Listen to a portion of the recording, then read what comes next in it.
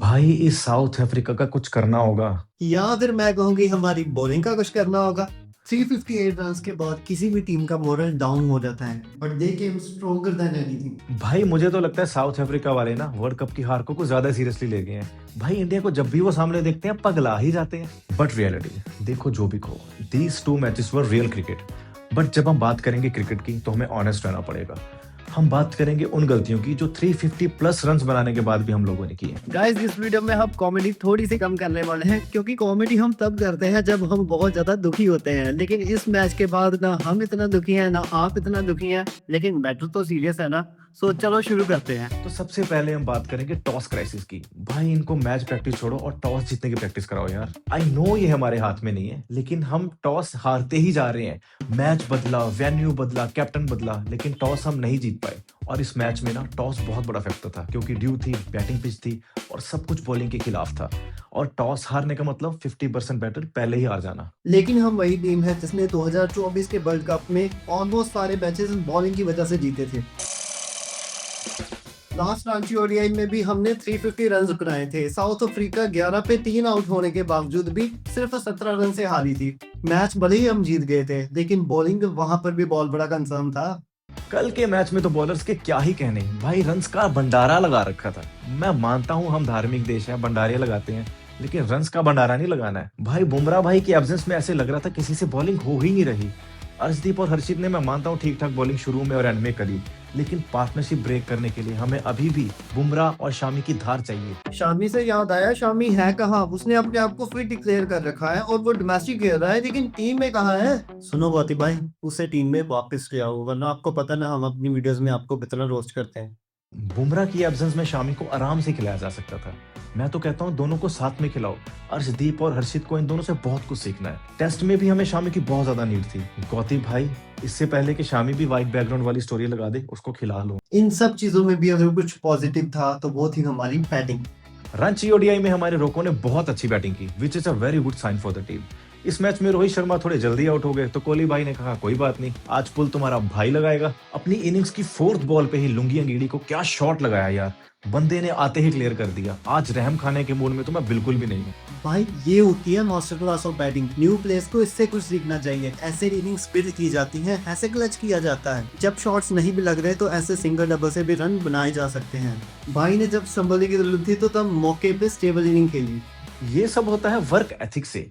Last match की post match presentation में कोहली भाई ने हर्षा भोगले को बताया कि मेरी जो प्रेपरेशन है वो ज्यादातर मेंटल रहती है और फिजिकल कम। लेकिन कल का मैच जिन्होंने देखा ना, वहां पे संजय बांगर ने एक बहुत सही बात बताई कि जहां पे प्रैक्टिस सेशन ऑप्शनल भी थे, वहां पर भी कोहली भाई ने 1.5 घंटा प्रैक्टिस की है। पर जायसवाल भाई, तुम्हें आउट होने कितनी क्या जल्दी है? पहले तो केशव महाराज के सामने 2-3 उल्टे सीधे स्वीप लगा के तुमने कैच के चांसेस बनाए, फिर जॉनसन की शॉर्ट बॉल पे तुम मजे का कैच देके आराम से निकल लिए। भाई मैं मानता हूँ ऋतुराज को मौका देना है, पर खुद जबरदस्ती आउट होके नहीं। अब ऋतुराज की बात जब आ ही गई है तो उसके शतक की बात करनी तो बनती है। ऋतुराज भाई, आपका शतक और मजा दोनों ही आ गए। क्या इनिंग्स खेली है भाई! बंदा विराट कोहली के बाद में आया और पहले शतक लगा के चला भी गया। मार्को यंसन ने भी ऋतुराज को आते ही ऐसा गंदे वाला बाउंसर मारा ना, चाहे वो 4 गया, लेकिन इट वाज वेरी ऑकवर्ड। एक तो अपने भाई को उतना मौका मिलता नहीं है, ऊपर से रांची में एक मौका गवा भी दिया। अब जब इस ओडीआई में खेलने आ ही गया तो यंसन भाई ने भी सोच रखा था भाई इसका करियर आज ही खत्म करूंगा।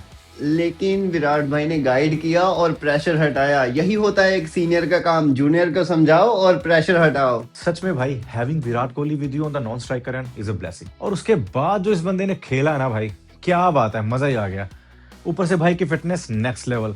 रनिंग बिटवीन द विकेट्स में विराट भाई को जो इसने कॉम्प्लीमेंट किया है, वाह मजा आया। सिर्फ 77 बॉल्स पे अपना शतक पूरा किया और 83 बॉल्स पे 105 बना के बंदा अपना कैच थमा के चला भी गया। और कैच थमाया भी तो किसको? टोनी डी जॉर्जी को। भाई उस बंदे से ये भी कैच छूटने वाला था, पर बंदे को जल्दी याद आ गया कि पिछले मैच में जो कैच छोड़ा था बहुत भारी पड़ा था और ये बंदा ऑलरेडी भारी पड़ रखा है, तो बंदे ने कैच पकड़ लिया। उसके बाद केएल और जड्डू ने भी पारी को अच्छा संभाला और अच्छा टोटल बना के दिया। बीच में कमेंटेटर्स जरूर कह रहे थे कि इन दोनों ने स्लो इनिंग खेली है, बट भाई अगर वहां से हम एक भी विकेट गवाते तो पीछे कौन था? हर्षित मैग्रा। भाई 358 नहीं बना सकते थे वो लोग। अगर स्लो हुआ भी था तो भाई केएल भाई ने 49th ओवर में क्या शॉट्स लगाए हैं भाई। 18 रन का अच्छा खासा ओवर गया और 358 का बहुत सही टोटल बना, लेकिन बॉलर से डिफेंड नहीं हुआ। भाई हमारे बॉलर्स ने तो जो किया सो किया, लेकिन हमारे फील्डर्स भाई कैच क्यों नहीं पकड़ते ये लोग? सही में भाई पिछले 2-3 सालों में ना हमने बहुत ही कैचेस छोड़े हैं भाई। हमारे देश में युवराज, कैफ, रैना से महान फील्डर्स हुए हैं। इनफैक्ट सौरव गांगुली, राहुल द्रविड़, सचिन ये लोग भी बहुत रेयर कैच छोड़ते थे। बड़े यशस्वी भाई, तुमने जो लप्पू कैच छोड़ा है ना, वो भाई गली क्रिकेट में हम भी ना छोड़ते हैं। ऊपर से ये भूमा कौन सा पूजा पाठ करके आया है भाई, हारना ही भूला हुआ है। हमने सोचा था ओडीआई में उसको मजा सिखाएंगे, उसने आते ही हमें पेल दिया। लेकिन बबूमा को आउट भी किसने किया? हर्षित भाई ने। भाई ये बंदा टीम में रहने के लिए एफर्ट्स तो पूरे लगा रहा है। Turning haters into fans, no hate. ऊपर से भाई इस मार्को यंसन ने अलग तंग कर रखा है। ये तो अच्छा हुआ भाई इस मैच में जल्दी निपट गया, वरना यही मैच जिता के चला जाता। भाई ओडीआई में T20 खेलता ही है भाई। ये बंदा इंडिया में मार्को यंसन बन के आया है, पर इस बंदे ने कसम खा रखी है वापस जैक कैलिस बन के ही जाएगा।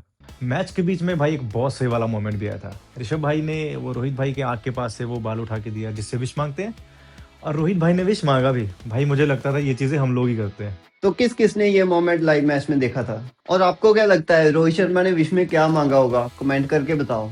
अब गौती भाई से एक ही रिक्वेस्ट है, ये जो प्लेइंग 11 खेल रही है ना, ये मस्त खेल रही है, इसको उल्टा पुल्टा मत कर देना भाई।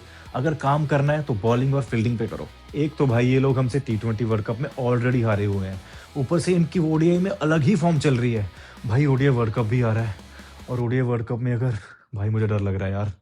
खड़ा हूँ आज भी वहीं, नहीं भाई हमसे ये देखा ना जाएगा।